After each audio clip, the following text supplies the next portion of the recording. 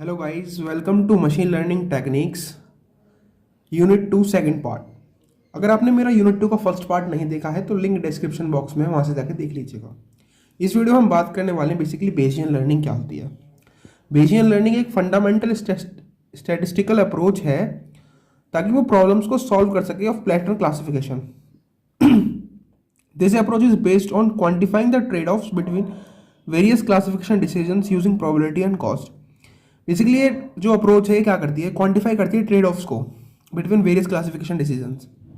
Probability का मतलब जो हमने मैथ में पढ़ी थी ना, मैथ में पेस्ट थ्योरम, उसी के ऊपर बेस्ड है सारी बेसियन लर्निंग। इसके अंदर क्या करते हैं, we define the state of nature of things present in particular pattern. State of nature को हम W से रिप्रेजेंट कर सकते हैं, इस पर ध्यान मत दीजिएगा ज़्यादा। It is used for finding probability, we have seen it in mathematics. हमने ऑलरेडी इसको मैथमेटिक्स में पढ़ रखा है कि P W1 state of nature by X equals to P X by WI into P of WI upon divide by P of X। या इसको हम ऐसे लिख सकते हैं P X by Y equals to P Y by X dot P X P Y. ये हमने Bayesian theorem पढ़ा था ना, जिसमें पी एक्स बाई वाई मतलब करता है कि x जो है हमको कैलकुलेट करना है जब y हो गया है, x to be calculated when y has already occurred. इसको हम बोलते हैं पोस्टीरियर, ठीक है, इसको हम पोस्टीरियर भी बोलते हैं। P Y by X, Y has to be calculated, X has occurred. इसका मतलब होता है हमारा जो y है वो कैलकुलेटेड हो चुका है और x हम मतलब y को हमें कैलकुलेट करना है और x हमारा ऑलरेडी हो चुका है। p ऑफ x मतलब प्रायर प्रोबेबिलिटी, पी वाई मतलब मार्जिनल प्रोबेबिलिटी, पी एक्स मतलब probability of x, P Y equals to probability of y। ठीक है, इस तरीके से हम रिप्रेजेंट कर सकते हैं। या एक और तरीका है जिससे हम इसको रिप्रेजेंट कर सकते हैं, वो ये है posterior equals to likelihood into prior upon evidence. ठीक है, और लाइकलीहुड क्या था हमारा, पी वाई बाई एक्स जो था, ये हमारा लाइकलीहुड को डिपेंड करता है। अब इसका एग्जाम्पल एक सॉल्यूशन दिया हुआ है आपकी क्वांटम में, रेफर क्वेश्चन नंबर 2.11। अगर आप वहां से देख सकते हैं तो आप ये इजीली इसके ऊपर जो बेस्ड न्यूमेरिकल है उसको सॉल्व कर पाएंगे। ठीक है, मैं आपसे एक बार फिर कहूंगा कि आप प्लीज़ अपनी क्वांटम को खोल करके बैठे ताकि आपको सही से समझ में आ जाए कि मैं क्या बता रहा हूँ और क्या आपको समझना है। ठीक है, तो बेस थ्योरम के ऊपर हमारा जो रूल है वो क्या है, देखो क्वेश्चन दिया हुआ, let blue green and red with 3 classes of objects with prior probabilities given by P of blue.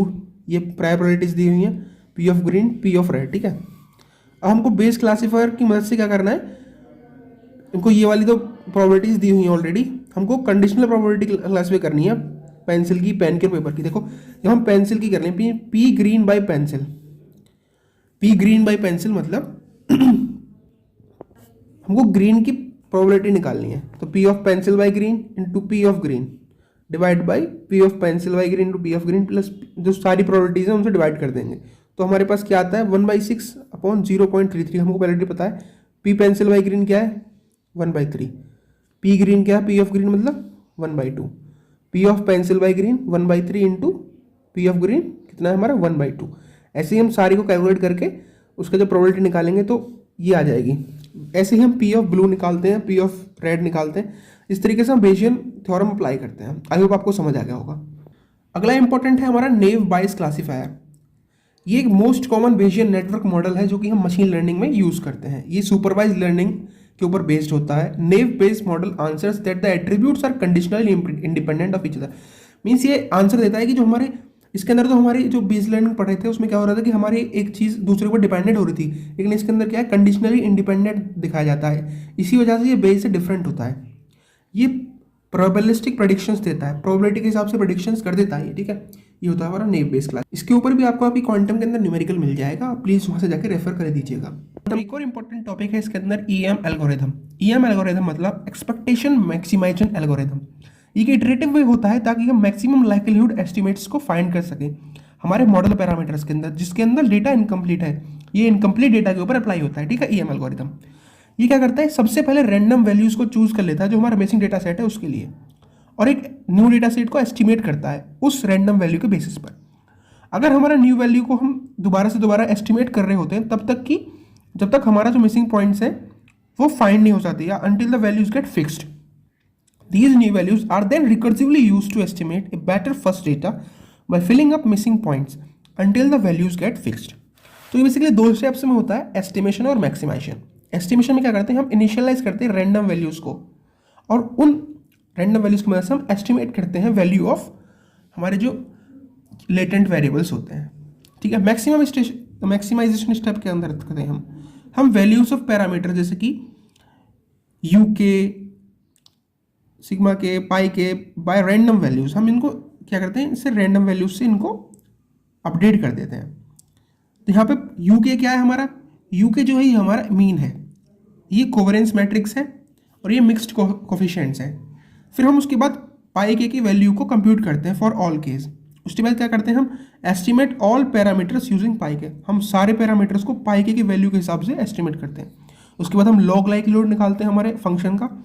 फिर करते हैं अगर हमारे जो लेटेंट वेरिएबल्स हैं वो कन्वर्जिंग है, मीन्स कन्वर्जिंग है, तो क्या करेंगे, हम उन वैल्यूज़ को वहीं पे स्टॉप कर देंगे, अपने जो प्रोसेस उसको स्टॉप कर देंगे। अगर वो कन्वर्जिंग नहीं है, मीन्स मैच नहीं खा रही है सही से, तो हम स्टेप 2 के ऊपर वापस जाएंगे, वहाँ से दोबारा से पाई को कैलकुलेट करेंगे, फिर एस्टिमेट करेंगे, फिर कंप्यूट करेंगे लॉग लाइक्लीहुड को। वैसे ही हमारा प्रोसेस चलता है। ये इसके 2 स्टेप्स होते हैं। अब देखिए यूजेज ऑफ EM, ये filling missing data in sample, ये हमारे मिसिंग डेटा को सैंपल के अंदर फिल कर देता है। ये हमको वैल्यूज देता है लेटेंट वेरिएबल्स की, नई वैल्यूज देता है, discovering values of latent variables. Advantages क्या है, likelihood increased with each iterate, जितनी बार इटरेशन होगा उतनी बार लाइक्लीहुड इंक्रीज हो जाएगा, ये होता है इसके अंदर एडवांटेज। दूसरा, एस्टिमेशन और मैक्सिमाइजेशन स्टेप्स जो हैं वो ईजी होते हैं इंप्लीमेंट करने के लिए। डिसएडवांटेजेस क्या है, देखिए इसका स्लो तो कन्वर्जेंस होता है और ये फॉरवर्ड और बैक प्रोबेबिलिटी दोनों को इसके अंदर रिक्वायरमेंट होती है। तो ये होता है हमारे अंदर डिसएडवांटेजेस, एडवांटेजेस और यूसेज ऑफ EM का। अगर आपको समझ आ गया है तो प्लीज़ सब्सक्राइब कर दीजिएगा। अगला नेक्स्ट टॉपिक है बेजियन नेटवर्क क्या होता है। इसको मैं आपको वैसे बताऊंगा, मैंने लिखा तो नहीं है, लेकिन आप उसको बस समझिएगा। जो बेजियन नेटवर्क होता है एक डायरेक्ट एसाइक्लिक ग्राफ होता है, जिसमें हर नोड जो होती है वो क्वांटिटेटिव प्रोबेबिलिटी इंफॉर्मेशन से एनोटेटेड होती है, ठीक है। इसके अंदर जैसे हम एक एग्जांपल लेते हैं, ये एक एग्जांपल है। सपोज हम क्या कर रहे हैं, हम पॉसिबिलिटी डिटरमाइन कर रहे हैं ग्रास के वेट होने की या ड्राई होने की due to the occurrence of different seasons. तो वेदर जो हमारे पास उसकी 3 स्टेट्स हैं, सनी, क्लाउडी और रेनी, और इसके पास 2 पॉसिबिलिटी स्टेट्स हो सकती हैं ग्रास की, वेट या ड्राई।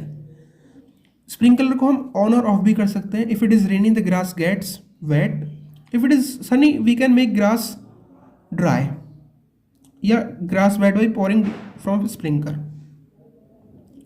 तो बेजियन नेटवर्क क्या फाइंड कर रहा है, बेजियन नेटवर्क यहाँ पे ये फाइंड करने की कोशिश कर रहा है कि रेन होने पे क्या कंडीशन पे स्प्रिंकलर होगा या वेट ग्रास होगी या ड्राई ग्रास होगी, ठीक है। ये हमारा बेजियन नेटवर्क डिफाइन करता है। तो बेजियन नेटवर्क क्या करता है, जो ये हमारे conveniently handle incomplete data, Bayesian network जो हमारा कन्वीनियंटली हैंडल कर देता है इनकम्प्लीट डेटा को। और combination of Bayesian networks and other models can effectively avoid overfitting problem. ये हमारे जो हमारे मॉडल्स हैं, नेटवर्क मॉडल्स हैं, उनकी मदद से जब हम कॉम्बिनेशन कर लेते हैं बेजियन नेटवर्क और अदर मॉडल्स का, तो ओवरफिटिंग जो प्रॉब्लम है ना उसको अवॉइड किया जा सकता है। इसको एग्जाम्पल को मैं दोबारा समझा दूंगा। इसके अंदर मैं ये फाइंड करना है एग्जाम्पल के अंदर कि हमारा ग्रास वेट कब होगा। तो ये कंडीशन हमारी कुछ भी हो सकती है। डायरेक्ट एसाइक्लिक ग्राफ मतलब यहाँ पे एरो है, यहाँ पे भी एक एरो है पॉइंटिंग, और यहाँ पे भी एरो है और यहाँ पे भी एरो है।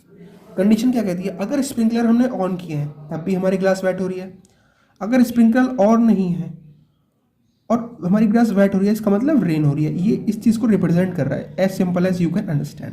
आई होप गाइज आपको समझ आ गया होगा। अगर आपको वीडियो पसंद आई है तो वीडियो को लाइक करें, चैनल को सब्सक्राइब करें और बेल आइकन को दबाना ना भूलें। Thank you for watching the video.